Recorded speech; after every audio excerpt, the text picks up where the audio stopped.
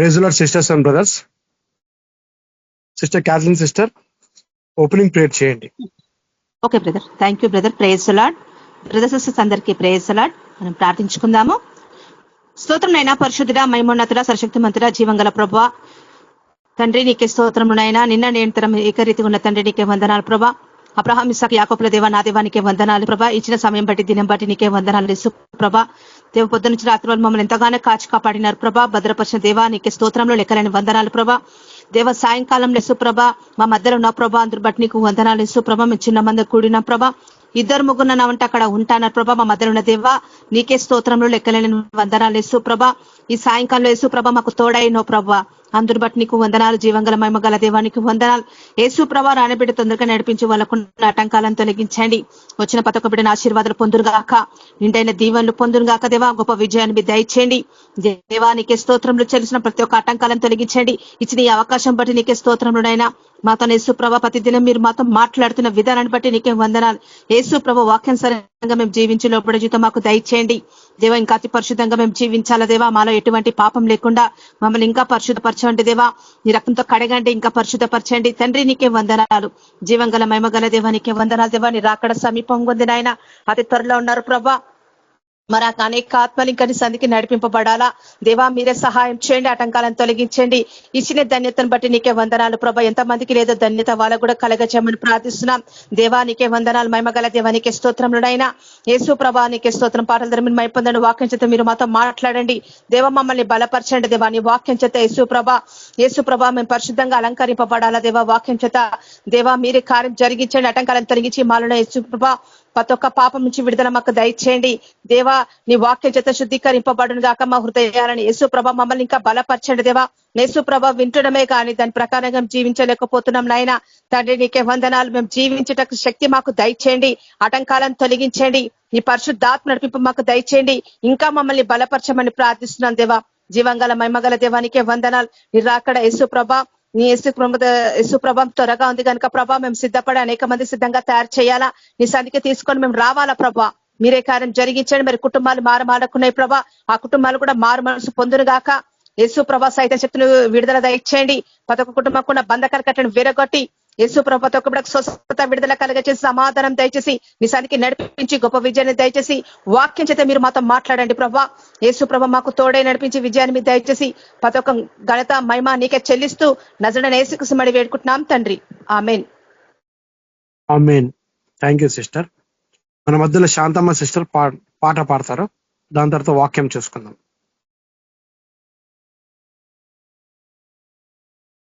అందరికీ praise the lord. పాట పాడుకొని దేవుని నామాన్ని మహింపరుచుకుందాము. నాకు చాలిన దేవుడవు నీవే యేసయ్యా, ఎవరు మరిపించలేరు నీ ప్రేమను యేసయ్యా. నాకు చాలిన దేవుడవు నీవే యేసయ్యా, ఎవరు మరిపించలేరు నీ ప్రేమను యేసయ్యా. స్తోత్రం యేసయ్యా, స్తుతి స్తోత్రం యేసయ్యా, స్తోత్రం యేసయ్యా, స్తుతి స్తోత్రం యేసయ్యా. నాకు చాలిన దేవుడవు నీవే యేసయ్యా, ఎవరు మరిపించలేరు నీ ప్రేమను యేసయ్యా. నా జీవము నీలో దాచియుంచావు, నా జీవము నీలో దాచియుంచావు. నా ప్రతి అవసరము నీ మహిమలో తీర్చావు, నా ప్రతి అవసరము నీ మహిమలో తీర్చావు. స్తోత్రం యేసయ్యా, స్తుతి స్తోత్రం యేసయ్యా, స్తోత్రం యేసయ్యా, స్తుతి స్తోత్రం యేసయ్యా. నాకు చాలిన దేవుడవు నీవే యేసయ్యా, ఎవరు మరిపించలేరు నీ ప్రేమను యేసయ్యా. వెలుపటలో పట నాకు తోడై ఉన్నావు, వెలుపటలో పట నాకు తోడై ఉన్నావు. సాతాను దూతలను నా కాళ్ళ కింద ఉంచావు, సాతాను దూతలను నా కాళ్ళ కింద ఉంచావు. స్తోత్రం యేసయ్యా, స్తుతి స్తోత్రం యేసయ్యా, స్తోత్రం యేసయ్యా, స్తుతి స్తోత్రం యేసయ్యా. నాకు చాలిన దేవుడవు నీవే యేసయ్యా, ఎవరు మరిపించలేరు నీ ప్రేమను యేసయ్యా. అమూల్యమైనవి వాగ్దానము చేశావు, అమూల్యమైనవి వాగ్దానము చేశావు. 12 ముత్యాలతో నాకు ఇల్లును కట్టావు, 12 ముత్యాలతో నాకు ఇల్లును కట్టావు. స్తోత్రం యేసయ్యా, స్తుతి స్తోత్రం యేసయ్యా, స్తోత్రం యేసయ్యా, స్తుతి స్తోత్రం యేసయ్యా. నాకు చాలిన దేవుడవు నీవే యేసయ్యా, ఎవరు మరిపించలేరు నీ ప్రేమను యేసయ్యా. స్తోత్రం యేసయ్యా, స్తుతి స్తోత్రం యేసయ్యా, స్తోత్రం యేసయ్యా, స్తుతి స్తోత్రం యేసయ్యా. Thank you sister. Praise the Lord. Thank you sister. Praise the Lord. మన మధ్యలో పరిశుద్ధ బ్రదర్ గారు ఉన్నారు, వాక్యం పంచుకుంటారు మన మధ్య. Brother praise the Lord. Brother praise Lord అన్న. Praise the Lord brother. అందరికీ ప్రైజ్ లార్డ్. మన ప్రభువును రక్షకుడైన యేసుక్రీస్తు వారి ప్రశస్తమైన నామంలో చేరొచ్చిన మీ అందరికీ వందనాలు, శుభములు. ప్రార్థన చేసుకుని దేవుని వాక్యాన్ని మనం ధ్యానించుకుంటాము. పరిశుద్ధుడైన తండ్రి, ప్రేమ కనికరము కృప కలిగిన మా దేవ, మీ ఘనమైన అత్యున్నతమైన అతి శ్రేష్టమైన నామమును బట్టి మీకు వేలాది వందనాలు, స్తుతులు, స్తోత్రములు, కృతజ్ఞతలు చెల్లిస్తూ ఉన్నా తండ్రి.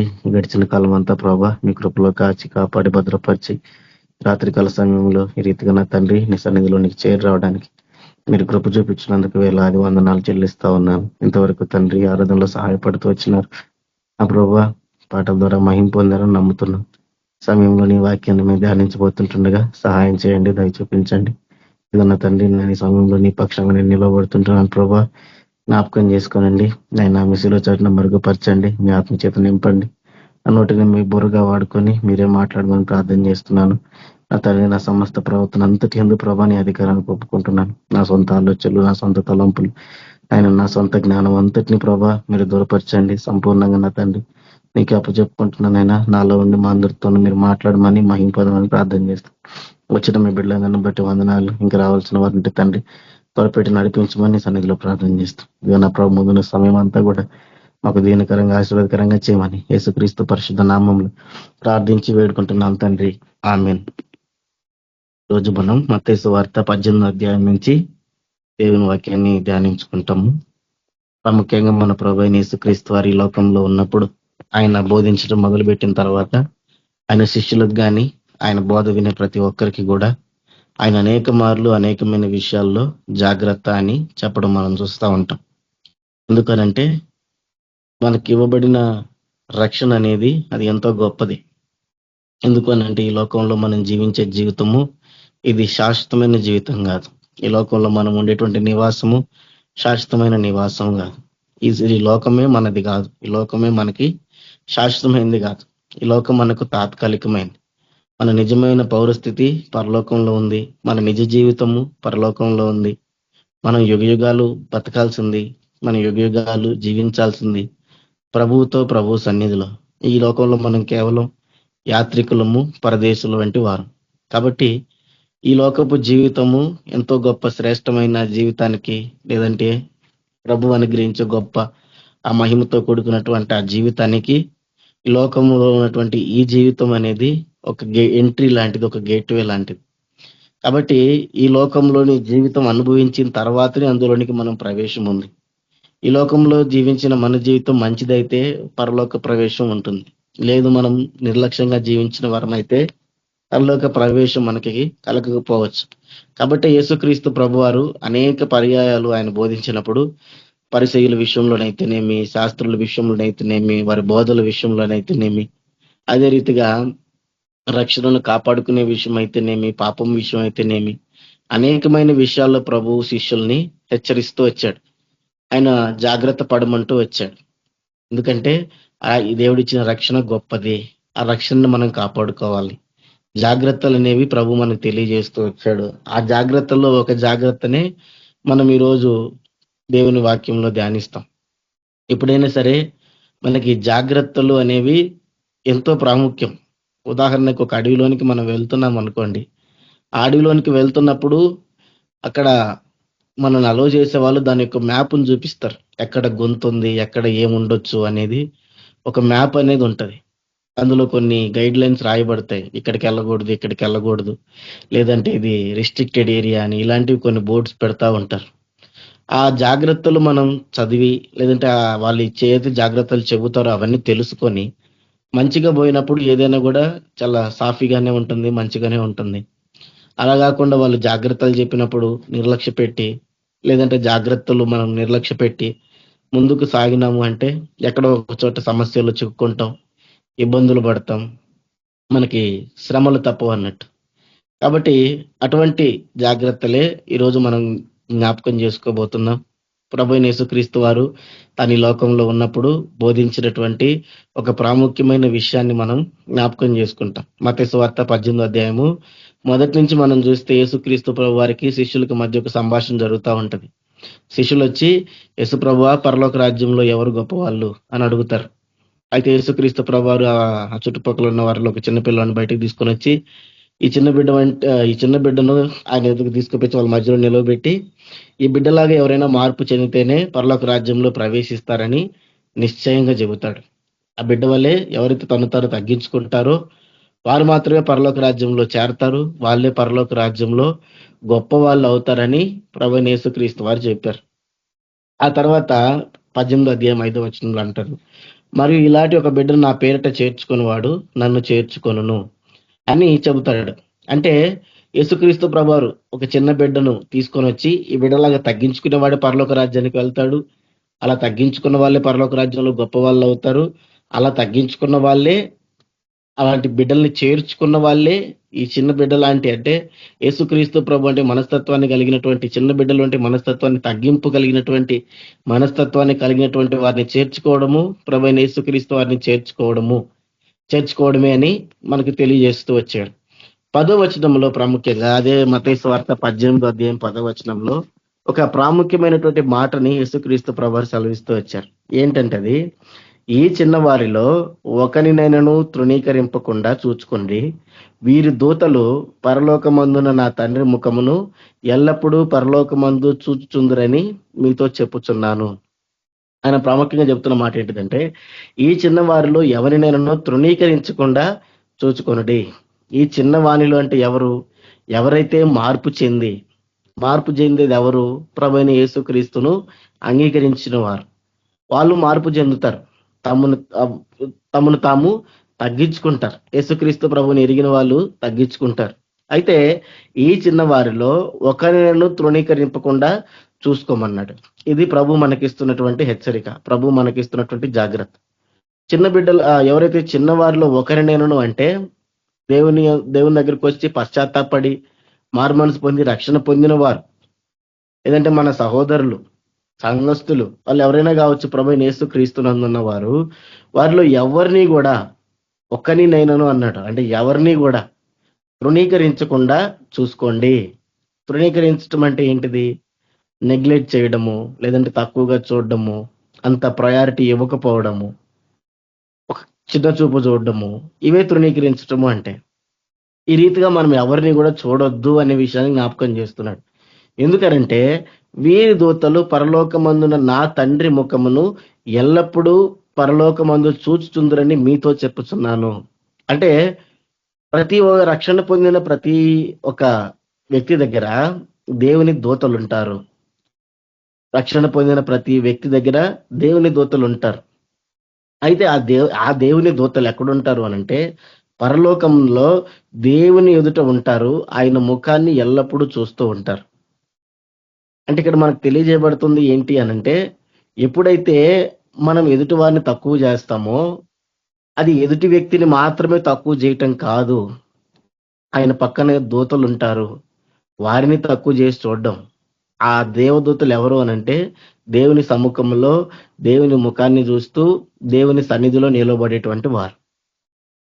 వారిని దేవుడు ప్రత్యేకంగా నియమించాడు. అంటే ఇక్కడ జరిగేటువంటి తన బిడ్డల పక్షంగా జరిగేటువంటి ప్రతి అవమానాన్ని దేవుని దూతలు పరలోకానికి మోస్తారు అనే విషయాన్ని చెబుతున్నాడు.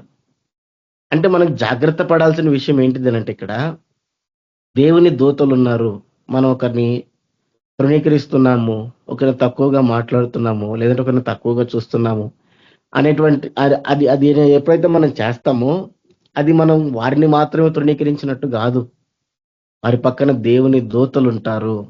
ఈ విషయాన్ని మనం జ్ఞాపకం చేసుకోవాలి. ఈ విషయం మనం జ్ఞాపకం చేసుకున్నప్పుడు మనలో ఆటోమేటిక్గా భయం అనేది వస్తుంది. భయం వస్తుంది. ఉదాహరణ మీకు చెప్పాలంటే, ఒక వ్యక్తిని నేను కొట్టాలని ప్రణాళికలు వేసుకుంటున్నాను. నేను ఒక వ్యక్తిని కొట్టాలని అనుకుంటున్నాను. ఆ వ్యక్తి ఒంటరిగా దొరికాడు అనుకోండి, నేను వెళ్ళి కొడతాను. ఆ వ్యక్తి మీద నేను కలబడతాను, ఏదో ఒకటి చేస్తాను. అదే ఆ వ్యక్తి పక్కన ఇద్దరు బాడీ గార్డులు గన్నులు పట్టుకొని ఉన్నారనుకోండి, తుపాకులు పట్టుకొని ఉన్నారనుకోండి, లేదా కత్తులు పట్టుకొని ఉన్నారనుకోండి, ఆ వ్యక్తి దగ్గరికి వెళ్ళడానికి నాకు ధైర్యం సరిపోదు. అలాగనే ప్రతి వ్యక్తి దగ్గర దేవుని దూతలు ఉన్నారు. వారిని దేవుడు వారికి రక్షకులుగాను కాపాడడానికి నియమించాడు. మనకి తెలుసు, కీర్తనల గ్రంథం 91 అధ్యాయంలో ఉంటుంది. కాబట్టి మనం జాగ్రత్తగా ఉండాలా మన సహోదరుల విషయంలో అనే విషయాన్ని ఇక్కడ జ్ఞాపకం చేస్తున్నాడు. ఎంత జాగ్రత్త అంటే దేవుని దూతలు సమస్తాన్ని పరిశీలిస్తున్నారు. వారి ద్వారా దేవుడు సమస్తాన్ని పరిశీలిస్తున్నాడు. కాబట్టి మనం చేసేది ఏది కూడా దేవునికి తెలియకుండా పోదు. మనం మన సహోదరుల విషయంలో చేసేది ఏది కూడా దేవునికి తెలియకుండా పోదు. కాబట్టి సహోదరుల విషయంలో, ఒకరిని తృణీకరించే విషయంలో, చూడండి, ఒకరిని నిర్లక్ష్య పెట్టే విషయంలో, తక్కువ చూపు చూసే విషయంలో మనం జాగ్రత్తగా ఉండాలి. నేను ఎందుకు ఈ వాక్యాన్ని ఈరోజు జ్ఞాపకం చేస్తున్నాను అనంటే, ఈరోజు సంఘంలో మనం చూసినట్లయితే అనేకమైనటువంటి సంఘాలలో కనపడే ఈ విధానము కనపడదు. ఈ రోజుల్లో ఒకరినొకరు ఈ ఏదైతే ప్రభువైన యేసుక్రీస్తు వారు చెప్తూ వచ్చాడు, తృణీకరించకుండా చూచుకొనడి అనే విషయాన్ని, ఈరోజు ఈ విషయాన్ని చాలా మంది మర్చిపోతున్నారు. దేవుని సేవకులు కావచ్చు, సంఘంలో ఉండే వాళ్ళు కావచ్చు, చాలా మంది మర్చిపోతున్నారు. నేను అనేకమైనటువంటి మీటింగులకు వెళ్తూ ఉంటాను, సంఘాలకు వెళ్తూ ఉంటాను, సేవకుల మీటింగులకు వెళ్తూ ఉంటాను. అయితే అక్కడ ప్రాముఖ్యం కనబడేది ఏంటిది అనంటే, ఏదైతే ఇక్కడ యేసుక్రీస్తు ప్రభువారు ప్రత్యేకంగా చెప్తున్నాడో ఆ విషయం పట్ల జాగ్రత్త అనేది, ఆ విషయం పట్ల అవగాహన అనేది, ఆ విషయం ద్వారా మనం పాపం చేస్తున్నామేమో అనేటువంటి అవగాహన ఎవరికీ లేదు. చూడండి, ఏ రీతిగా మనం తృణీకరిస్తామనంటే, పూర్తిగా నెగ్లెక్ట్ చేస్తామనంటే, అపోస్తులైన పౌలు కొన్ని విషయాలు బైబిల్లో చెప్పాడు. ఆ తృణీకరించడం అంటే ఏంటి, ఆ తృణీకరించకుండా ఉండాలంటే మనం ఏం చేయాలి, మన ప్రవర్తన ఎలా ఉండాలి అనే విషయాలు కొన్ని చెప్పాడు. ఆ విషయాలే మనం చూస్తాం. ఎటువంటి గుణగణాలు సహోదరుల మధ్యలో, లేదంటే సంఘంలో ఉండే వారి మధ్యలో ప్రభు ఆశిస్తూ వచ్చాడు, ఏ విషయాలు మనం చేయలేకపోతా ఉన్నాం, లేదంటే ఈరోజు క్రైస్తవ సంఘంలో లేదంటే దేవుని బిడ్డల మధ్యలో కొరవవుతాయి ఉన్నాయో, కొన్ని విషయాలు మనం ఈరోజు చూస్తాం. ఏ విషయాల్లో నిజంగా ఈరోజు క్రైస్తవులు తప్పిపోతా ఉన్నారనేది కొన్ని విషయాలు మనం చూస్తాం. మొట్టమొదటిగా రోమిలికి రాసిన పత్రిక 12వ అధ్యాయం 10వ వచనంలో అక్కడ ఒక మాట రాయబడింది. రోమిలికి రాసిన పత్రిక 12వ అధ్యాయం 10వ వచనంలో, సహోదర ప్రేమ విషయంలో ఒకని యందొకడు అనురాగము గలవారై ఘనత విషయంలో ఒకరినొకడు గొప్పగా ఎంచుకొనుడి. చాలా స్పష్టంగా పౌరు భక్తుడు చెబుతూ వచ్చాడు, సహోదర ప్రేమ విషయంలో ఒకని యందొకడు అనురాగం కలిగిన వారిగా ఉండమంటూనే ఘనత విషయంలో ఒకరినొకడు గొప్పగా ఎంచుకోండి అంటే ఒకరినొకరు ఘనంగా ఎంచుకోమంటున్నాడు, గొప్పగా ఎంచుకోమంటున్నాడు. అంటే నేనున్నాను, మీరున్నారు, మిమ్మల్ని నేను ఘనంగా ఎంచాలి, మీరు నన్ను ఘనంగా ఎంచాలి. ఇది పౌలు భక్తుడు చెబుతున్నటువంటి విధానం. ఈరోజు మనం చూస్తే నేను గొప్పవాడిని అని చెప్పుకునే వాళ్ళే ఉన్నారు తప్ప నా సంఘం గొప్పది, లేదంటే ఈ నేను గొప్ప అనేటువంటి ఆలోచనలు కనపడుతున్నాయి తప్ప ఎదుటి వ్యక్తి మనకంటే గొప్పవాడు అని ఎదుటి వ్యక్తిని ఘనముగా ఎంచేటువంటి ఆ క్రమం అనేది రోజు రోజుకి తగ్గిపోతా ఉంది. ఒకరినొకరు ఘనంగా ఎంచుకోమంటే కాదు, నేనే ఘనంగా నేనే గొప్పవాడిని లేదంటే అనేటువంటి స్థాయికి వెళ్ళిపోతా ఉన్నారు. కాబట్టి ఈ విషయంలో నేడు అనేక మంది తప్పిపోతా ఉన్నారు. చూడండి, ఘనంగా ఎంచుకోమంటే ఈరోజు ఏం చేస్తారు అని అంటే డౌన్ ప్లే చేయడానికి ప్రయత్నం చేస్తారు. ఉదాహరణకి చెప్పాలనంటే ఒక వ్యక్తి స్టేజ్ మీద నిలబడి వాక్యం చదువుతాడు, సేవకుల మీటింగ్లే ఉంటాయి, లేదంటే ఒక సంఘ కూడికే జరుగుతూ ఉంటది, ఒక సంఘంలో ఒక పరిచర్య జరుగుతూ ఉంటది, ఒక వ్యక్తి స్టేజ్ మీద నిలబడి వాక్యం చదువుతూ ఉంటాడు. ఆ చెప్పే వ్యక్తి ఎంత బాగైనా చెప్పని, ఆ చెప్పే వ్యక్తి ఎన్ని మంచి మాటలైనా చెప్పని, చూడండి అతడు చెప్పిన మాటలు తీసుకోవడానికి కింద ఉండే వాళ్ళకి చాలా మందికి మనసు రాదు. ఎందుకనంటే అరే వీడు నిన్నగాక మొన్న రక్షణ పొందినోడు కదా, అరే వీడు మనకంటే తక్కువడు కదా, అరే వీడు మనకంటే తక్కువ సంఘం కలిగినోడు కదా, తక్కువ మంది సంఘం కలిగినోడు కదా, అరే వీడు అట్టటోడు కదా, వీడు ఇట్టటోడు కదా అని చెప్పి చెప్పేదాన్ని పక్కకు పెట్టేస్తారు. చెప్పేదాన్ని పూర్తిగా పక్కకు పెట్టి వీడు నిన్నగాక మొన్న రక్షణ పొందినోడు, వీడు నాకంటే తక్కువోడు, లేదంటే ఇట్లాగా తక్కువగా చూసి ఏం చేస్తారు అంటే డౌన్ ప్లే చేయడానికి ప్రయత్నం చేస్తారు, తక్కువ చేయడానికి ప్రయత్నం చేస్తారు. మనసు రాదు.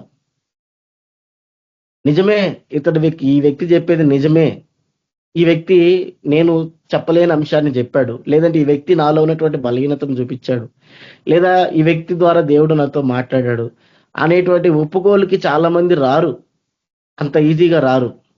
చాలా మంది ఈ రీతిగా డౌన్ ప్లే చేస్తారు.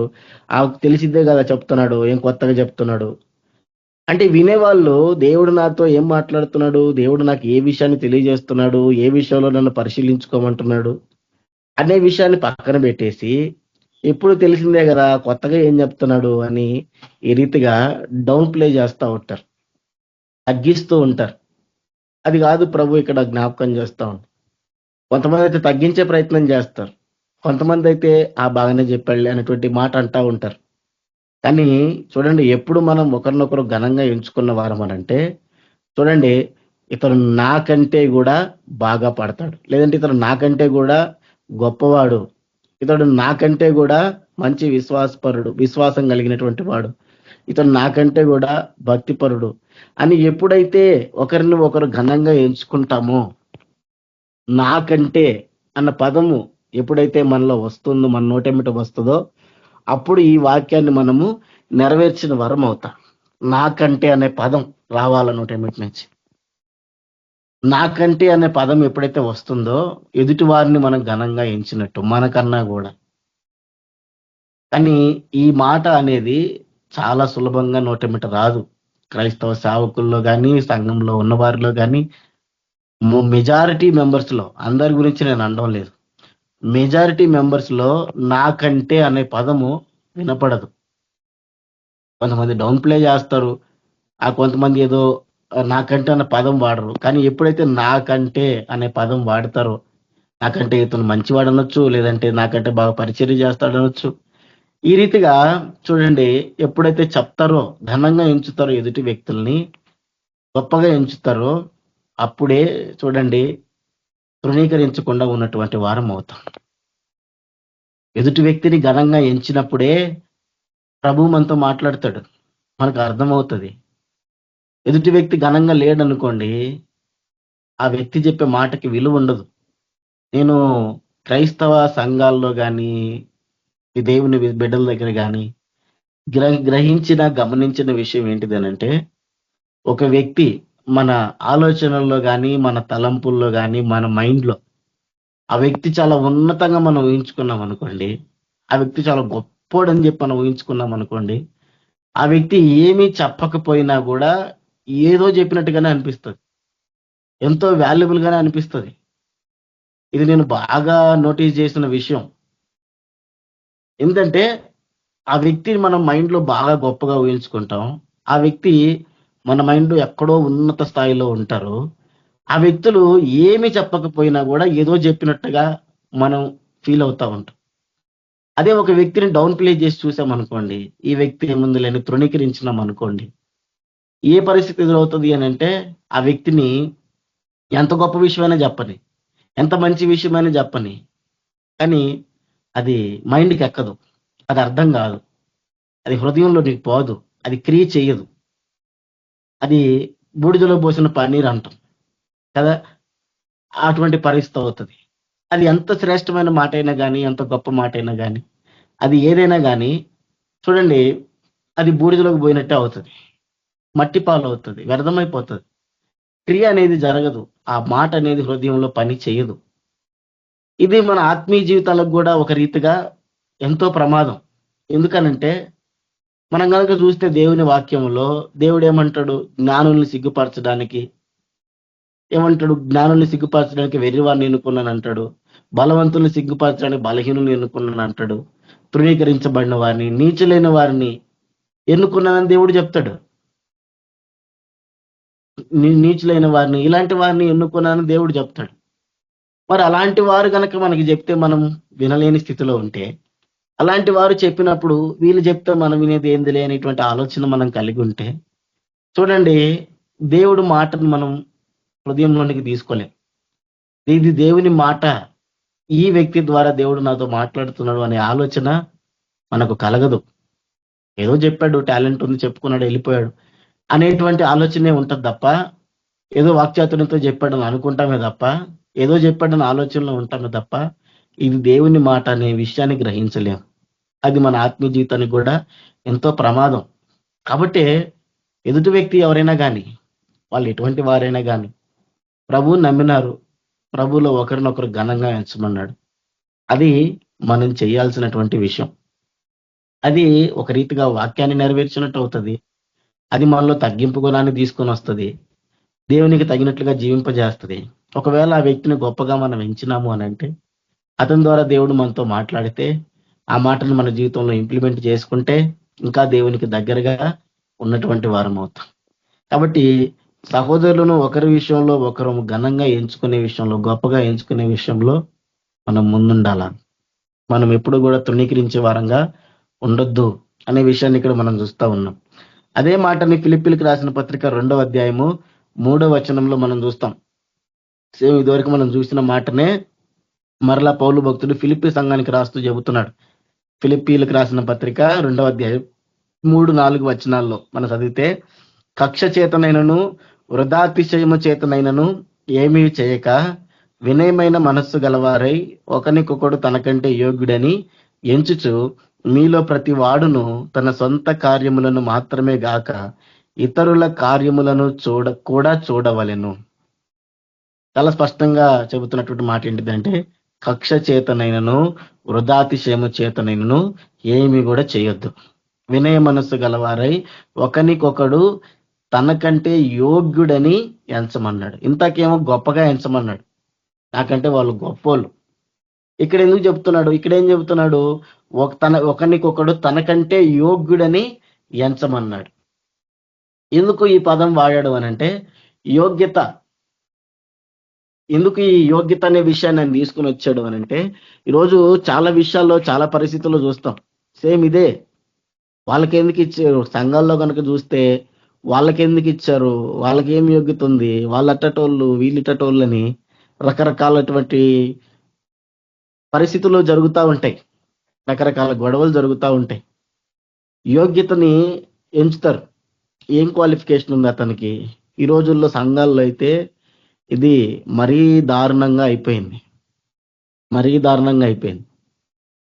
చూడండి, ఒకరికొకడు తనకంటే యోగ్యుడని ఎంచమన్నాడు. దేవుడు మనకు ఒక పని అప్పగిచ్చాడు. అంటే సంఘంలో ఉన్నప్పుడు ఒక్కొక్కరం ఒక అవయవాలం, తర్వాత మనం చూస్తాం. ఒక్కొక్కరం ఒక్కొక్క అవయవాలం అయినప్పుడు ఏమవుతుంది, తలా ఒక పని ఉంటుంది, అందరికి ఒక్కొక్క పని ఉంటుంది, ఒక్కొక్కరికి ఒక్కొక్క పని దేవుడు అప్పగిస్తాడు. అయితే సంఘంలో ఉన్నప్పుడు కొన్ని పనులు కొంతమందికి దేవుడు అప్పగిస్తాడు. ఉదాహరణకి సంఘంలో చాలా మందికి ఏమవుతుంది, వాక్యం చెప్పాలని ఆశ ఉంటుంది. కానీ దేవుడు ఏం చేస్తాడు, కొంతమందికి అవకాశం వచ్చేటట్టు చేస్తాడు. కొంతమందికి అవకాశం ఇస్తాడు. కొంతమందికే పాటలు పాడే అవకాశాన్ని ఇస్తాడు. లేదంటే కొంతమందే పరిచర్యలో ముందు కనిపించే వారిగా ఉంటారు. అయితే ఇక్కడ జరిగేది ఏంటిదనంటే, కిందన అవకాశాలు రాని వారిలో చాలా మందిలో ఉండేటువంటి ఆలోచన ఏంటిదనంటే, అతనికి ఎందుకు ఇచ్చారు, అతనికి ఏం తెలుసు అని ఇట్లాగా, నేను కదా యోగ్యుణ్ణి, నాకు కదా ఇంత తెలుసు, నాకు కదా అంత తెలుసు, నేను కదా ఇన్ని భాషల్లో చెప్పగలను అని ఈ రీతిగా ఆలోచనలు చేస్తూ ఉంటారు. ఈ ఆలోచనలు ఏమాత్రం కూడా సరైనవి కావు. ఈ ఆలోచనలు ఎంత మాత్రం కూడా కరెక్ట్ అయినవి కావు. ఇటువంటి ఆలోచనను బట్టి నేడు సంఘాలు అనేకమైనవి చీలిపోయినాయి, అనేకమైనవి ముక్కలైపోయినాయి. సంఘంలో ఒకసారి అవకాశం రాలేదనుకోండి, ఆ వ్యక్తి ఏం చేస్తాడు, ఒక గుంపును చేరుస్తాడు, చీలుస్తాడు, పక్కకి వెళ్ళిపోతాడు. అదే చెప్తున్నాడు, కక్ష చేతనైనను వృధాతిశయము చేతనను ఏమి చేయకండి. కక్ష చేత ఎవరి మీద కక్షతోటో, లేదంటే వృధాగా అతిశయం వల్ల వృధా, అది వ్యర్థమైన అతిశయం అని, అంటే నేనేదో గొప్పోండని, నా వల్లే అవుతుందని, పల ఎదుటి వ్యక్తి వల్ల కాదని ఈ రీతిగా ఆలోచనలు చేయడం వృధా అతిశయం అన్నమాట. నేను గొప్పోండని చెప్పుకోవడం. ఇవన్నీ కాకుండా వినయమైన మనస్సు గలవారై ఒకరినొకడు తనకంటే యోగ్యుడని ఎంచుకోమన్నాడు. ఎదుటి వ్యక్తికి దేవుడు ఆ పని అప్పగిస్తే ఆ వ్యక్తి యోగ్యుడని ఎంచమన్నాడు. ఈ పని నువ్వు చేయడానికి యోగ్యుడివి, ఈ పని నువ్వు చేయడానికి యోగ్యుడివి అని ఒకరికొకరు నాకంటే కూడా నువ్వు బాగా చేయగలవు అని ఈ రీతిగా ప్రోత్సహించుకోమన్నాడు. అంతేగాని నేను కదా, నాకు కదా, నేను కదా గొప్పవాడిని, నేను కదా యోగ్యుడిని అనేటువంటి ఆలోచన చేయొద్దనేటువంటి విషయాన్ని ఇక్కడ మనకు జ్ఞాపకం చేస్తున్నాడు. కాబట్టి ఒకరికొకడు తనకంటే కూడా యోగ్యుడని ఎంచమన్నాడు. ఈ పని అప్పగించడానికి నువ్వు యోగ్యుడివి, ఈ పని అప్పగించడానికి నువ్వు యోగ్యుడివి, నువ్వు ఈ పని చేయడానికి నువ్వు యోగ్యుడు కాబట్టి ప్రభు నీకు ఆ పని అప్పగించాడు, యోగ్యుడు కాబట్టి నీకు దేవుడు ఇది ఇచ్చాడు అని ఒకరికొకరు యోగ్యుడిగా ఎంచుకోమన్నాడు. మనకు రాలేదు కాబట్టి, ఎదుటి వాళ్ళకి వచ్చింది కాబట్టి మనం ఏదో కక్ష చేతటో లేదంటే వృధా అతిశయంతోటో మనం ఏది చేయొద్దని చెప్తున్నాడు. కక్ష పెట్టుకొని లేదంటే అతిశయం పెట్టుకొని వెళ్ళి చీల్చి ఇవన్నీ జరుగుతూ ఉంటాయి. కాబట్టి ఇవన్నీ ఏవి కూడా హృదయాల్లో ఉండకూడదు. దేవుడు ఒకరికి ఒక పనప్పు చెప్పినాడు అంటే ఆ పనికి ఆయన యోగ్యులుగా ఎంచాడు. కాబట్టి మీరు కూడా యోగ్యంగా ఎంచమని ఇక్కడ మనకు ఆయన తెలియజేస్తా ఉన్నాడు. తర్వాత మనం చూస్తే యాకోబు రాసిన పత్రిక 2వ అధ్యాయము మొదటి 4 వచనాలు మనం చదివితే, అపోస్తులైన యాకోబు రాసిన పత్రిక 2వ అధ్యాయము మొదటి 4 వచనాల్లో ఈ విషయంలో సంఘం నేడు తప్పిపోయింది. మనం కూడా తప్పిపోకుండా ఉంటే చాలా మంచిది. ఏంటంటే, నా సహోదరులారా, మహిమా స్వరూపియగు మన ప్రభు అయిన యేసుక్రీస్తును గుర్చిన విశ్వాస విషయంలో మోమాటం గలవారై ఉండకుడి. ఏంటంట, మన ప్రభు అయిన యేసుక్రీస్తును గుర్చిన విశ్వాస విషయంలో మొహమాటాలు వద్దు అంటున్నాడు. ఇంతకీ మొహమాటం దేనికి, ఏంటా మొహమాటం అంటే చెబుతున్నాడు చూడండి. ఎలాగనగా, బంగారు ఉంగరం పెట్టుకొని ప్రశస్త వస్త్రములు ధరించుకున్న ఒకడు మీ సమాజ మందిరంలోనికి వచ్చినప్పుడు మురికి బట్టలు కట్టుకున్న దరిద్రుడును లోపలికి వచ్చిన ఎడల మీరు ప్రశస్త వస్త్రములు ధరించుకొనిన వానిని చూచి సన్మానించి నీవిక్కడ మంచి స్థలమందు కూర్చుండమని చెప్పి ఆ దరిద్రునితో నీవక్కడ నిలువుము, లేక ఇక్కడ నా పాదపీఠమునకు దిగువన కూర్చుండమని చెప్పిన ఎడల మీ మనస్సులలో భేదం పెట్టుకొని మీరు దురాలోచనతో విమర్శ చేసిన వారు గుదురు కారా. ఏం చెబుతున్నాడు, విశ్వాస విషయంలో మోమాటం గలవారు ఉండొద్దు అని చాలా స్పష్టంగా చెప్పాడు. ఇంకా అదే ఏంటంటే ఏంట మోమాటం అంటే, బంగారు ఉంగరాలు పెట్టుకొని మంచి బట్టలు కట్టుకొని ఒకడు సమాజ మందిరానికి వచ్చాడు. ఇంకొక వ్యక్తి ఏంటి, మురికి బట్టలు కట్టుకొని దరిద్రుడిలాగా లోపలికి వచ్చాడు, పేదవాడు వచ్చాడు లోపలికి. అయితే ఏం చేస్తారు, ప్రశస్త వస్త్రాలు ధరించుకొనేమో సన్మానిస్తారు, గౌరవిస్తారు, అతన్ని తీసుకెళ్లి మంచి స్థలంలో కూర్చోబెడతారు. దరిద్రుడినేమో నువ్వు ఇక్కడ కూర్చో అని చెప్పి వెలుపట కూర్చోబెడతారు, కింద కూర్చోబెడతారు. చూడండి, దాన్ని ఏమంటున్నాడు అంటే, ఈ విధానాన్ని భేదాలు పెట్టుకొని దురాలోచనతో విమర్శ చేసిన వారు కారా అన్నాడు. అంటే ఇది దురాలోచన, ఆ రీతిగా చేయడం, ఆ రీతిగా ఆలోచించటం, ఆ రీతిగా అటువంటి ప్రీతిగా ప్రవర్తించటము ఒక దురాలోచన, చెడ్డాలోచన, భేదములతో కూడినటువంటి ఆలోచన అనే విషయాన్ని చెబుతున్నాడు. చూడండి, నేడు సంఘంలో జరిగే పనే ఇది. సంఘంలో జరిగే పని ఎట్లా జరుగుతుంది? ఓ పెద్ద సేవకుడు వచ్చాడు, లేదంటే ఒక 10 మంది, 100 మందినో 200 మందినో ఒక 1000 మందినో నడిపించేటువంటి సేవకుడు వస్తే అతనికి ఇచ్చే ట్రీట్మెంట్ ఒకలాగా ఉంటది. లేదు ఒక 20 మందో 30 మందో నడిపించేటువంటి ఆ సంఘాన్ని నడిపించేటువంటి సేవకుడు వస్తే అతని పక్షంగా ఒక విధానం ఉంటది. కొన్ని కళ్ళతో చూసినాను. అంటే వాళ్ళు ఏమనుకుంటారు, ఆయన చెప్పింది ధనవంతుడి గురించి దరిద్రుడి గురించి కదా, ఇక్కడ ధనవంతుడు లేడు దరిద్రుడు లేడు అందరూ కింద కూర్చున్నామని ఆలోచనతో ఉంటారు. ఆయన చెప్తున్న ఇంటెన్షన్ అది కాదు. ఒకరినేమో ఘనంగా ఎంచుతావు వారి యొక్క స్థితిగతులను బట్టి, ఇంకొకరినేమో తక్కువగా చూస్తావు, తక్కువ స్థానం ఇస్తావు వారి స్థితిగతులను బట్టి. ఇదే చెబుతున్నాడు, ఆయన ఇంటెన్షన్ అదే. ఈ రోజుల్లో జరుగుతుంది అదే. సేవకులు ఏ రీతిగా తప్పిపోతారు అని అంటే, కొన్ని కొన్ని సంఘాల్లో విఐపి సీట్లను పెడతారు. కొన్ని మీటింగుల్లో అయితే పెద్ద పెద్ద సంఘాలు అంటే ఒక 1000 సంఘాలు ఆ రీతిగా నడిపించే వాళ్ళనేమో ఒక రకంగా ట్రీట్ చేస్తారు, ఒక రకంగా ప్రవర్తిస్తారు. లేదు తక్కువ సంఘాల్లో ఉన్న లేదా తక్కువ వ్యక్తుల్ని నడిపించారంటే ఆ సంఘాన్ని ఏమో తక్కువగా చూస్తారు. చూడండి, అది ఎంత మాత్రము తగింది కాదు అనే విషయాన్ని జ్ఞాపకం చేస్తున్నాడు. విశ్వాసులు కూడా అంతే. పెద్ద పాస్టర్ వస్తే అతనికి ఇచ్చే ట్రీట్మెంట్ వేరే, సొంత పాస్టర్ వస్తే అతనికి ఇచ్చే ట్రీట్మెంట్ వేరే. లోకల్ గా ఉండే సంఘ కాపరి అనుకోండి, నాకు తెలిసిన విషయం, లోకల్ గా వచ్చే పాస్టరు, ప్రతి వారం వచ్చే పాస్టరు అతను వాక్యం చెప్పి పోతాడు, ఆరాధన నడిపిస్తాడు, వాళ్ళ గురించి ప్రార్థనలు చేస్తాడు. అంత చేసే పాస్టర్కి ఏమో 100 రూపాయలు కానుక ఇవ్వడానికి చేయి రాదు. ఆదివారం వస్తే ఒక పూట భోజనం పెట్టడానికి మనసు రాదు. నిర్లక్ష్యంగా ఉంటారు, పట్టించుకోరు. ఆయన వస్తాడు, ఆరాధన పెట్టుకుంటాడు, వెళ్ళిపోతాడు. వాళ్ళు పిలిస్తే వెళ్ళి తింటాడు, లేదంటే వెళ్ళిపోతాడు. అటువంటి విశ్వాసులు వాళ్ళు ఒక పెద్ద సంఘం, ఒక మంచి పేరున్న సంఘం నుంచి ఒక పాస్టర్ గారిని పిలిపించి అతడికి 10,000 రూపాయలు కానుకిచ్చి అతడు ఒక 10-20 ఐటమ్స్ చెప్తే ఆ 20 ఐటమ్స్ తీసుకొచ్చి రెడీ చేశారు. ఏంటిది? అతను వచ్చేది ఒక్కసారి, అతను మళ్ళా నువ్వు గుర్తు కూడా ఉండవు, అతను పట్టించుకోడు, గుర్తు కూడా పెట్టుకోడు, నీ గురించి ప్రార్థన కూడా చేయడు. మరి అతను పెద్ద పాస్టరు, పెద్ద సంఘము, అంత సంఘం ఇంత సంఘం అని చెప్పి అతన్ని పిలిపించి 10,000 రూపాయలు కానుకిచ్చి, చూడండి అతనికి కావాల్సినటువంటి రకరకాలైనటువంటి నాన్ వెజ్ ఐటమ్స్ అన్ని రకాలు నువ్వు సిద్ధపరిస్తేవి, మరి నీలో భేదం లేదా? చూడండి, ఈ రీతిగానే చిన్న చిన్న విషయాల్లో తప్పిపోతున్న వారిగా ఉన్నారు, అది గ్రహించలేకపోతా ఉన్నారు. మరి అదే విశ్వాసులు చేస్తున్నటువంటి పని. విశ్వాసులేమో ఈ రీతిగా ఉంటారు, సేవకులేమో ఆ రీతిగా ఉంటారు. చూడండి, ఈ విధానం ఎంత మాత్రం కూడా తగింది కాదు. ఈ విధానం ఎంత మాత్రం కూడా తగింది కాదు. చూడండి, అన్ని జనుల పెళ్లిళ్ళు ఏమో నాకు తెలియదు, కానీ నేను పోయిన విశ్వాసుల పెళ్లిళ్ళు చాలా వరకు చూసినాను. విశ్వాసులు ఇళ్లలో జరిగేటువంటి ఫంక్షన్లు కానీ పెళ్లిళ్ళు కానీ నేను చూసినాను. ఏం చేస్తారు అనంటే, సేవకులకి సపరేట్ గా పెడతారు, మంచిదే. వచ్చిన బంధువులందరికీ సపరేట్ గా పెడతారు, మంచిదే. కానీ కొంతమంది ఆ చుట్టుపక్కల ఉన్నటువంటి పిల్లలు ఎవరన్నా వీళ్ళు ఉంటారు, కొంతమంది తక్కువ క్యాస్ట్ వాళ్ళు, వీళ్ళు కొంతమంది ఉంటారు పిల్లలు. వాళ్ళు ఏం చేస్తారు అనంటే, ఫంక్షన్ జరుగుతుందని తెలిస్తే వస్తారు. అయితే ఈ వచ్చిన పిల్లల్ని చాలా దారుణంగా ట్రీట్ చేస్తారు. ఈ అన్యజనుల కంటే వాళ్ళకి అలవాటు కాబట్టి, ఆది నుంచి వాళ్ళకి అది తెలివి కాబట్టి వాళ్ళు చేసినా వాళ్ళకి నడుస్తుంది, పెద్ద ప్రాబ్లం లేదు. కానీ అన్నీ తెలిసిన విశ్వాసులే, అన్నీ తెలిసినటువంటి సేవకులే, లేదంటే అన్నీ తెలిసినటువంటి దేవుని బిడ్డలే ఏం చేస్తారు, ఆ వచ్చిన పిల్లల్ని లేదంటే ఆ వచ్చిన పేదవాళ్ళని పట్టించుకోరు.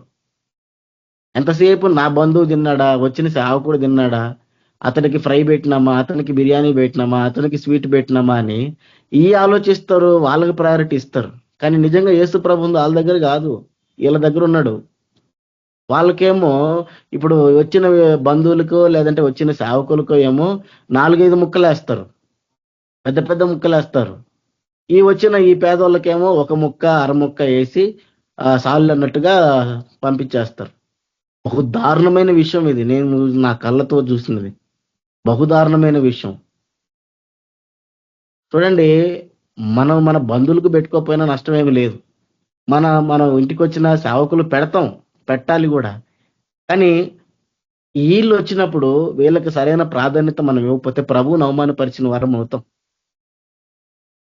కాబట్టి ఈ విషయాలు మనం అనుకుంటాం చాలా చిన్న చిన్న విషయాలే అని, కానీ ప్రభువు వాటిని చాలా గొప్పగా చూస్తాడు, చాలా పెద్దవిగా చూస్తాడు.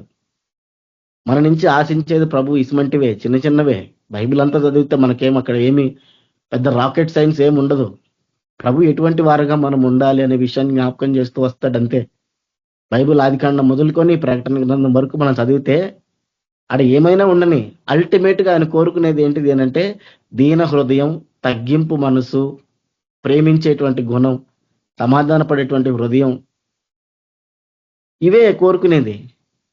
అంతకుమించి ఆయన ఆశించేది ఏమీ లేదు. ద్వేషం లేని, కల్మషం లేని, పాపము లేని ఇటువంటి హృదయాన్ని దేవుడు కోరుకుంటాడు. ఆయన ఎన్ని సందర్భాలు బైబిల్లో మనకు కనిపించినా, ఎన్ని వాక్యాలు మనకి చదివినా అల్టిమేట్ గా దేవుడు చెప్పేది అదే. మరి అదే మనం చేయలేకపోతే మరి ఎన్ని వాక్యాలు చదివి ఎందుకు, ఎంత ప్రార్థన చేసి ఏం ఉపయోగం? కాబట్టి ఈ విషయాలు మనకి చాలా చిన్నవిగా కనిపిస్తాయి, కానీ ప్రభు దృష్టికి అవి చాలా పెద్దవి. అందుకే ప్రత్యేకంగా చెప్పాడు, ఈ చిన్న వానిలో ఒకరినైనా తృణీకరించకుండా చూసుకోండి. కాబట్టి నాకు భయం, ఎందుకు నేనేదైనా ఫంక్షన్ పెడితే ఇలాంటి వారు వస్తే, నేనే ఫంక్షన్లు పెట్టలేదు ఇంతవరకు, నేనే ఫంక్షన్లు చేయలేదు, కానీ ఇలాంటి వారు వస్తే నేను ఉన్న వాళ్ళని వదిలేసైనా సరే వీళ్ళకి ప్రార్థించడానికి ప్రయత్నం చేస్తాను. నేనున్న ఫంక్షన్లో నేను ఒకవేళ వడ్డించే స్థితిలో ఉంటే వాళ్ళని ప్రత్యేకంగా వీళ్ళు కూర్చోబెట్టి వాళ్ళకి అన్ని వడ్డిస్తాను. 1-2 సందర్భాల్లో చేశాను, పెద్దగా నేను కూడా ఇచ్చి. నేనైతే ఫంక్షన్లు ఏం పెట్టలేదు ఎప్పుడు కూడా. కాబట్టి ఈ విషయంలో బహు జాగ్రత్త అవసరం. ఎందుకంటే దురాలోచనది, చెడు ఆలోచనది, పాపం అది. దేవుని దృష్టికి పాపం చేసిన వారం అవుతాం, విమర్శ చేసిన వారం అవుతాం. కాబట్టి అటు వారంగా ఉండకూడదు. అదే విశ్వాసంలో మొహమాటం. విశ్వాసంలో మొహమాటము పనికిరాదు. ప్రభు దృష్టికి కోటీశ్వరుడైనా ఒకటే, దరిద్రుడైనా పేదవాడైనా ఒకటే. ఒకవేళ మనం పేదవాళ్ళని కనుక తృణీకరిస్తే చూడండి, సామెతల గ్రంథం 14వ అధ్యాయం 31వ వచనంలో ఒక మాట ఉంది. సామెతల గ్రంథం 14వ అధ్యాయము 31వ వచనంలో, దరిద్రుని బాధించువాడు వాని సృష్టికర్తను నిందించువాడు, బీదను కనికరించువాడు ఆయనను ఘనపరుచువాడు. చూడండి ఎంత గొప్ప మాట. దరిద్రుని బాధించేవాడు ఎవడైతే ఉన్నాడో వాడు వాని సృష్టికర్తనే నిందించేవాడంట. ఇప్పుడు చెప్పాను కదా, మంచిగా ఫంక్షన్ జరుగుతూ ఉంది, మంచి ఫ్రైలు చేసావు, బిర్యానీలు చేసావు, స్వీట్లు చేసావు, అన్ని చేసావు, మంచిగా వాళ్ళందరూ తింటా ఉన్నారు. వచ్చిన బంతికి వచ్చిన వాళ్ళు, బంధువులు అందరూ తింటా ఉన్నారు.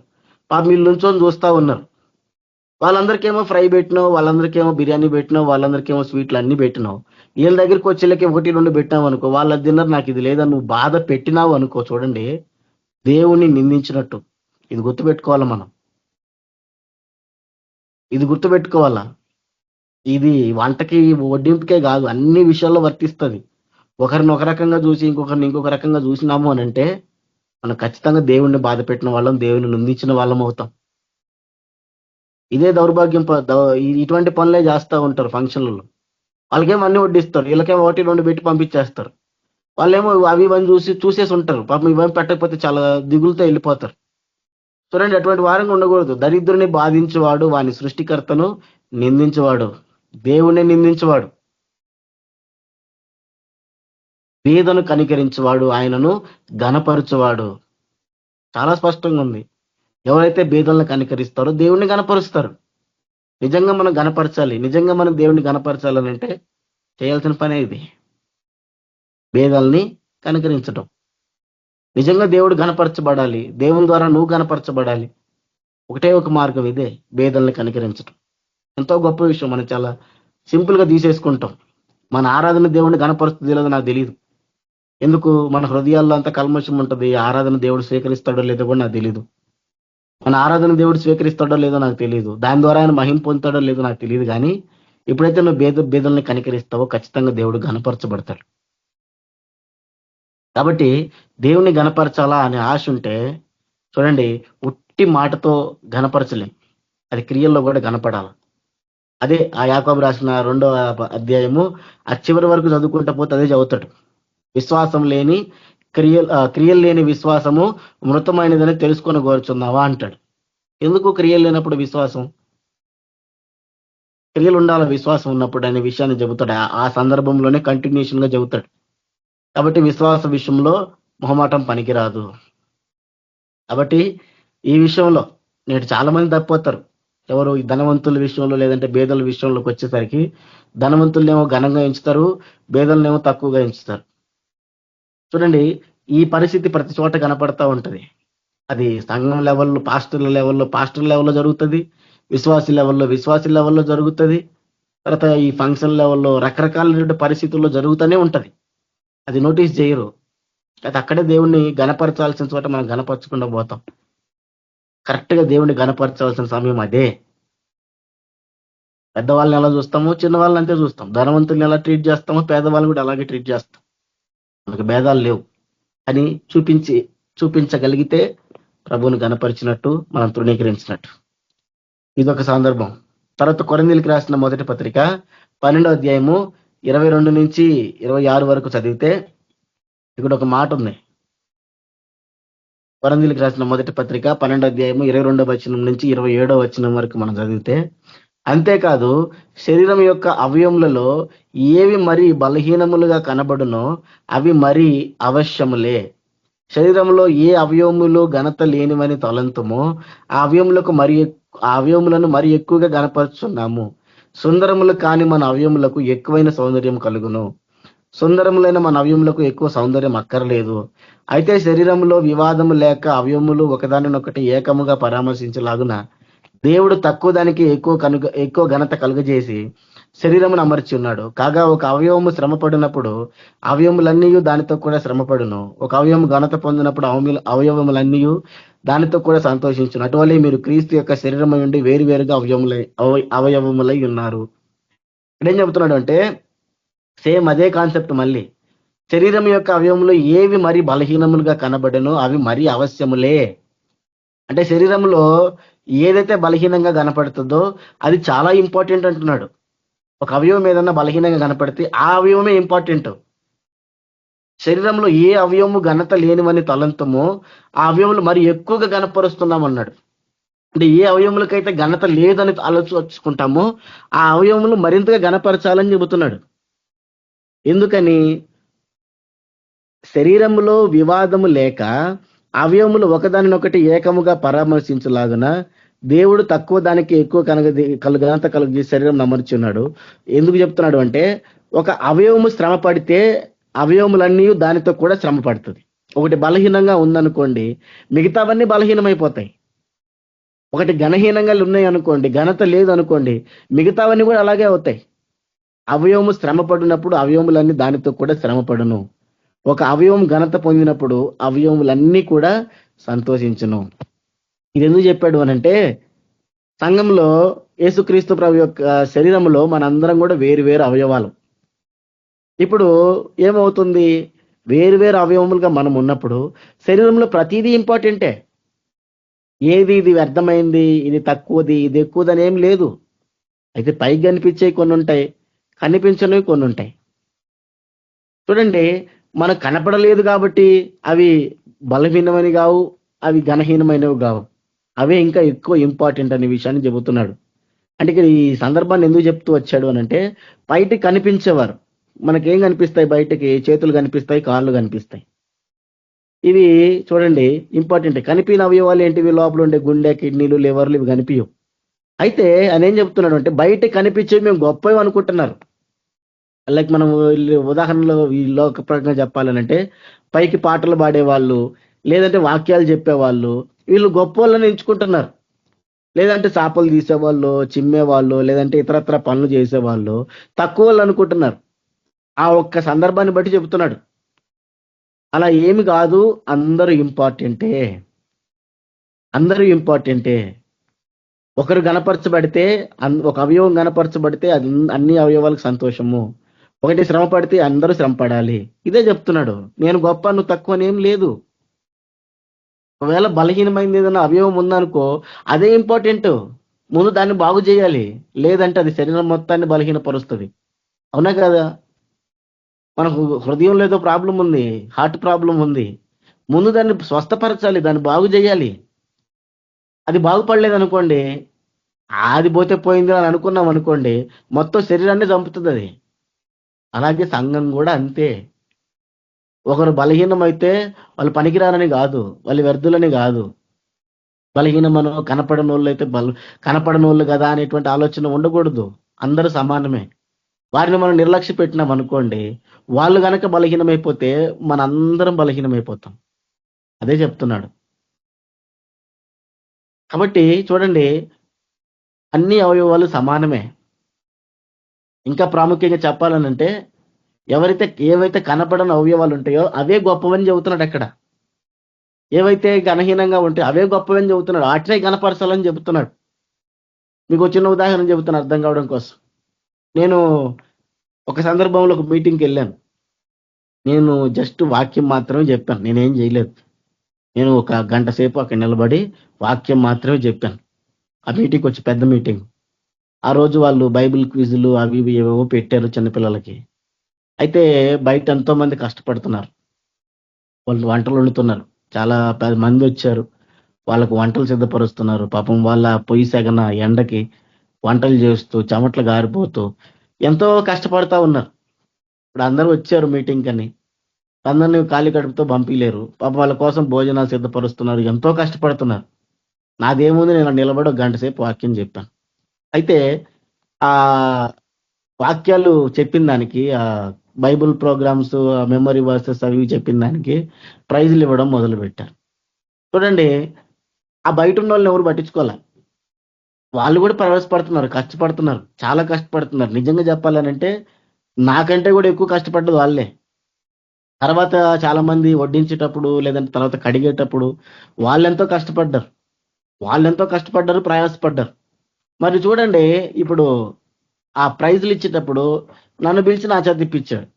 నాకు ఆడ ఇవ్వాలంటే కూడా చాలా ఇబ్బందిగా అనిపించింది. ఎందుకు, ఏం చేశాను నేను, నాలో ఏముంది గొప్పతనం? ఇప్పుడు నేను ఏం చేశాను? నేను ఇంకా సుఖంగా నిలబడి, నీడలో నిలబడి, ఫ్యాన్ కింద నిలబడి వాక్యం చెప్పాను. కానీ బయట పాపం వాళ్ళు ఎంతో కష్టపడుతున్నారు, ఎంతో ప్రయాసపడుతున్నారు. వాళ్ళ చేత కదా ఇప్పించాల్సింది. అంటే ఇక్కడ నేను కనపడుతున్నాను కాబట్టి నన్ను ఘనంగా ఎంచారు. వాళ్ళు కనపడలేదు కాబట్టి వాళ్ళు ఘనంగా ఎంచలేకపోతున్నారు. ఇక్కడ పౌలు దానికి రివర్స్లో చెప్తున్నాడు. బలహీనమైందైతే, కనపడిందైతే ఇంకా దాన్ని ఘనపరచాలని చెబుతున్నాడు. కానీ ఈ రోజుల్లో సంఘంలో చెయ్యరు. ఈ వాక్యం చెప్పేవాళ్ళు గొప్పోళ్ళు, ఈ పైన సోకులు చేసుకొని తిరిగే వాళ్ళు గొప్పోళ్ళు, వాళ్ళకి వాళ్ళే ఘనతలు ఇచ్చుకుంటారు. కానీ కోర్ లెవెల్లో కష్టపడతారు. ఎంత కష్టపడతారంటే చాలా కష్టపడతారు. సువార్తలకు వెళ్ళాలి అని అనుకోండి, పాపం మైక్ సెట్లు మోస్తారు, కడతారు, వాటికి వీటికి అంత గందరగోళం చేస్తారు, ఎంత గుడ్డి చాకరీ చేస్తారో నేను చాలా మందిని కళ్ళ మంది చూశాను. నాకు అనిపిస్తుంది వాళ్ళు పడే ప్రయాసం ముందు మనం చేస్తున్నది ఎంత అనిపిస్తుంది. ఎందుకంటే పరిచర్య కోసము, దేవుని పని జరగాలని ఎంతగానో ప్రయాసపడతారు, ఎంతగానో కష్టపడతారు. ఆ బాక్సులు మోయడము, బ్యాటరీలు మోయడము, లేదంటే వాటి కనెక్షన్లు ఇవ్వడము, పత్రికలు తిరిగి పంచడము, ఎంతో కష్టపడతారు. నేను చేసే పని కన్నా కూడా, నేను పడే కష్టం కన్నా కూడా ఎదుటి వాళ్ళు ఇంకా ఎక్కువ కష్టపడతారు.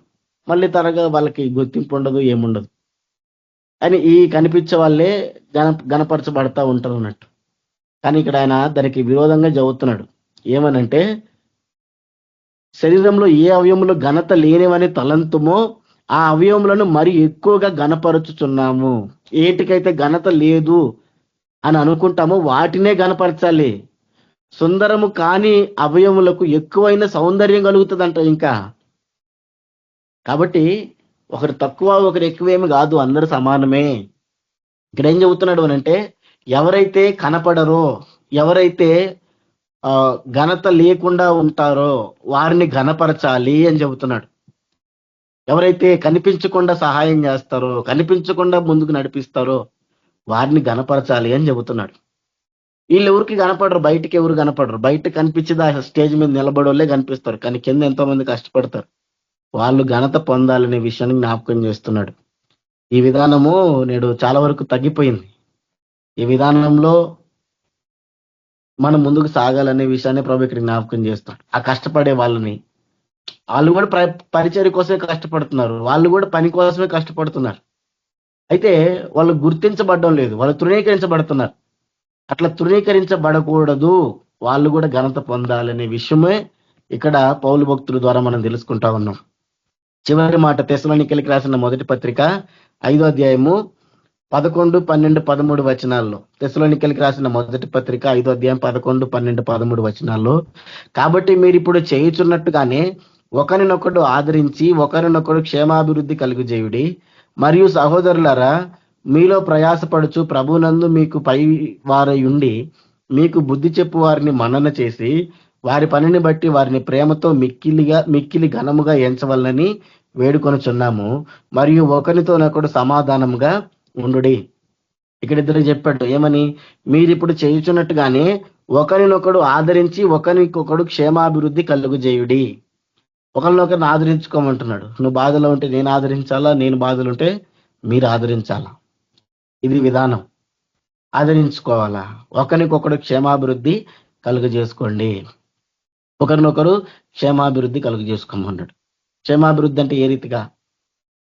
ఒకరికి కష్టం వచ్చినప్పుడు ఇంకొకరు సహాయపడ్డాం, ఒకరు ఆపదలో గుండా వెళ్తున్నప్పుడు ఇంకొకరు సహాయపడ్డాం, వీరు ఆపదలో గుండా వెళ్తున్నప్పుడు వారు సహాయపడ్డాం.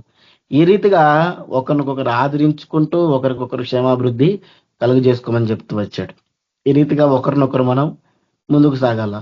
ఇక్కడ ఒక విషయం చెప్పాడు, ఏంటిదంటే మీలో ప్రయాసపడుచు ప్రభునందు మీకు పై వారయుండి మీకు బుద్ధి చెప్పు వారిని. అంటే ఇక్కడ ఒక కేటగిరీ ఉంది. ఎవరిల్లు? ప్రభువులో మనకంటే పైవారు, మనకి బుద్ధి చెప్పేవాళ్ళు. అంటే ఎవరైతే మనకి వాక్యం చెప్పి నడిపిస్తారో వాళ్ళకి ఏం చెప్తున్నాడు? వారి పనిని బట్టి వారిని ప్రేమతో మిక్కిలి ఘనముగా ఎంచవలనని వేడుకొనుచున్నాము. ఎవరైతే ప్రభు మనని ఎవరినైతే ప్రభు మన ఆత్మీయ జీవితంలో పైగా నిలబెట్టాడో, మనకు ఒక మెంటర్ గాను, లేదంటే మనకు ఒక బోధకుడు గాను, లేదంటే మనకి కాపరిగాను నియమిస్తూ వచ్చాడో, ఏం చేయమంటున్నాడు? వారిని ప్రేమతో మిక్కిలి ఘనముగా ఎంచవలనని వేడుకుంటున్నాడు. ఈ విషయం నేను ఎందుకు జ్ఞాపకం చేస్తున్నాను అంటే, చాలా మంది పాస్టర్లు నిర్లక్ష్య పెట్టే వాళ్ళు ఉంటారు. మాట చెబితే తీసుకోడు, మాకే చదువుతున్నాడు అనేటువంటి ఆలోచన కలిగి ఉంటారు. నిర్లక్ష్య పెడతారు, పట్టించుకోరు అనేటువంటి విధానంలో కొంతమంది నడుస్తూ ఉంటారు. తృణీకరిస్తారు, పాస్టర్లు తృణీకరిస్తారు. చెప్పిన మాట వినరు, చెప్పే బోధ వినరు, లెక్క చేయరు. ఇటువంటి వాళ్ళు కొంతమంది ఉంటారు. ఏదన్నా వాళ్ళు చేసేటువంటి పనులు చెప్పినప్పుడు, లేదంటే వాళ్ళు చేసేటువంటి విధానాలు తప్పని చెప్పినప్పుడు కార్నర్ చేసేస్తారు, నిర్లక్ష్య పెట్టేస్తారు, లెక్క చేయరు. అయితే దేవుడు ఇక్కడ మనకి ఏం జ్ఞాపకం చేస్తున్నాడంటే, పౌలు భక్తుడి ద్వారా మన కోసం ఎవరైతే ప్రయాసపడుతూ మనకి ఎవరైతే బుద్ధి చెబుతున్నారో వాళ్ళని మిక్కిలి ప్రేమతో ఘనంగా ఎంచమంటున్నాడు. కాబట్టి మనల్ని హెచ్చరించే వాళ్ళు, లేదంటే మనకి ఎవరైతే బుద్ధి చెప్పే వాళ్ళు ఉంటారో వాళ్ళని ఇంకా ఘనంగా ఎంచుకోవాలి. మనం వాళ్ళని ఇంకా ఎక్కువగా ప్రేమించాలని చెబుతున్నాడు. నాకేదో చెబుతున్నాడు, లేదంటే నాకు విరోధంగా చెబుతున్నాడు, లేదంటే నాకు విరోధంగా ఉన్నాడు, అలాగే నేను చేసే పనులు చేయనట్లేదని, నన్ను కార్నర్ చేస్తున్నాడనో, ఇట్లా రకరకాల ఆలోచనలతోటి మనకు బుద్ధి చెప్పే వాళ్ళని, మనకి వాక్యం చెప్పే వాళ్ళని మనం నిర్లక్ష్యం చేసినాం అనుకోండి, తృణీకరించినాం అనుకోండి, అది సరైన విధానం కాదు. బుద్ధి చెప్పే వాళ్ళు మన మేలు కోసమే చెబుతున్నారు, గద్దించే వాళ్ళు మన మేలు కోసమే గద్దిస్తున్నారు, మనకు వాక్యం చెప్పే వాళ్ళు మనకు మేలు కోసమే చెబుతున్నారు. కాబట్టి ఏం చేయమంటున్నాడు? మిక్కిలి ఘనంగా ఎంచండి, అంతే. వాళ్ళు బుద్ధి చెబుతున్నారు, లేదంటే వాళ్ళు నా మీద హార్ష్గా మాట్లాడుతున్నారు, అటు చేస్తున్నారు, ఇటు చేస్తున్నారు అని చెప్పి తృణీకరించకూడదు అనే విషయాన్ని ఇక్కడ జ్ఞాపకం చేస్తున్నాడు. కాబట్టి నేను ఎందుకు ఇవన్నీ జ్ఞాపకం చేస్తూ వచ్చానంటే, ప్రభు ఏం చెప్పాడు మనకి? ఈ చిన్న వాణిలో ఒకరినైనాను తృణీకరించకుండా చూసుకోండి. వీరి దూతలు పరలోకమందున నా తండ్రి ముఖమును ఎల్లప్పుడూ పరలోకమందు చూచుచుందరని మీతో చెప్పుచున్నాను. ఇది మనకి ప్రభు ఇచ్చినటువంటి మాట, జాగ్రత్తతో కూడినటువంటి మాట, హెచ్చరికతో కూడినటువంటి మాట. తృణీకరించకుండా చూసుకోండి. ఎందుకంటే వాళ్ళ దూతలు ఉంటారు, వాళ్ళ పరలోకంలో దేవుని ముఖాన్ని చూస్తూ ఉంటారు. నువ్వు చేసే అన్ని దేశపై దేవుడు చెప్తారు, బాగుండదు. దేవుని సన్నిధిలో ఉండే దూతలు ఆ వ్యక్తి పక్కన ఉన్నారు. కాబట్టి జాగ్రత్తగా ఉండు వాళ్ళతోటి అని చెప్తున్నాడు ప్రభు. ఒకరినొకరు ఘనంగా ఎంచుకుంటూ, ఒకరికంటే ఒకరు యోగ్యుడని ఎంచుకుంటూ, మొహమాటం లేకుండా, వీళ్ళు ధనవంతుడు వీళ్ళని భేదాలు లేకుండా అందరినీ సమానంగా చూస్తూ, ఎవరైతే కనిపించకుండా ప్రయాసపడతారో వారిని ఘనంగా ఎంచుతూ, మనకు బుద్ధి చెప్పే వాళ్ళని ఘనంగా ఎంచుతూ మనం ముందుకు సాగాలి. తృణీకరించకుండా ఉండాలంటే ఈ పనులు మనం చేయాలి. అలా కాకుండా నేనే గొప్పోడిని, నాకంటే గొప్పోడు లేడు అనుకుంటూ, లేదంటే మనకేమో పెద్దవాళ్ళని ఘనంగా ఎంచుతూ, తక్కువ వాళ్ళని తక్కువగా చూస్తూ, కనిపించిన వాళ్ళని నిర్లక్ష్యం చేస్తూ, బుద్ధి చెప్పే వాళ్ళని తృణీకరిస్తూ, ఈ రీతిగా మనం కనుక ముందుకు సాగినామంటే ఈ ప్రభు చెప్పిన మాటని నిర్లక్ష్య పెట్టిన వారం అవుతాం. కాబట్టి అటు వారంగా మనం ఉండకూడదు. ప్రభు ఏదైతే మనం చెప్తూ వచ్చాడో తృణీకరించకుండా చూసుకోమని ఆ విషయంలో మనం జాగ్రత్త కలిగి ఉన్నాము. ఆ రీతిగా మనం జాగ్రత్తగా కలిగి ఉండడం, ప్రభు మాటకి విలువనివ్వడం, ప్రభు మాటను అంగీకరించడం, ప్రభు మాటకు లోబడ్డం, విధేయత చూపించడం, ఆయన్ని మహింపరచడం, ఆయన్ని గణపరచడం. కాబట్టి ఈ రీతిగా ఏదైతే ఇప్పటివరకు మన వాక్యాల్లో చూసుకుంటూ వచ్చినామో ఆ రీతిగా ఉంటూ ప్రభుని గణపరుద్దాము. దేవుడటువంటి కృప మనందరికి అనుగ్రహించును గాక. దేవుడి కొద్ది మాటలు దీవించి ఆశీర్వదించును గాక. ప్రార్థన చేసుకుందాం.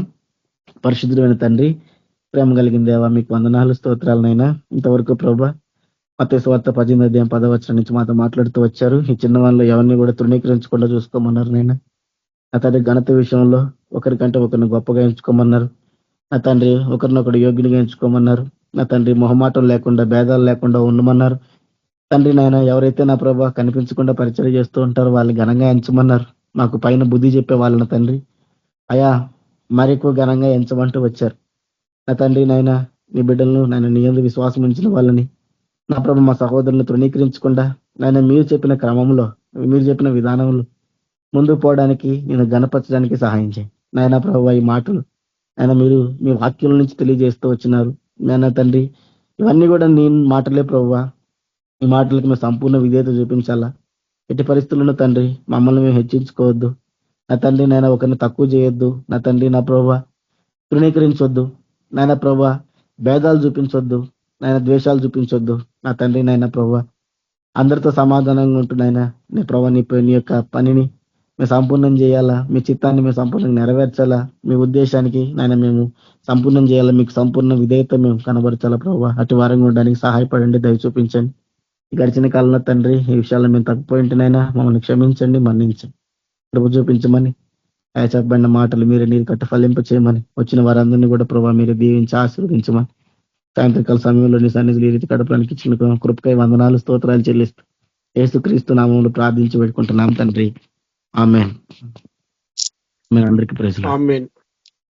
థ్యాంక్ యూ బ్రదర్, వాక్యం అందించినందుకు థ్యాంక్ యూ బ్రదర్. అట్లనే బ్లెస్సింగ్స్ ఏం బ్రదర్. మన ప్రభువైన యేసుక్రీస్తు యొక్క కృప, కనికరము, ప్రేమ, సమాధానం, నడిపింపు చేరొచ్చిన మనందరికీ, లోకంలోని సకల పరిశుద్ధులకి సదాకాలం తోడేండి నడిపించిన కాక. ఆమేన్. అందరికీ ప్రైజ్ లార్డ్. ఆమేన్. Thank you brother. అందరికీ praise Lord brothers and sisters. Sister brothers అందరికీ praise Lord. Praise Lord brother. అందరికీ ప్రైజ్ లార్డ్. ప్రైజ్ లార్డ్ అందరికీ. Praise Lord sisters. Praise lord.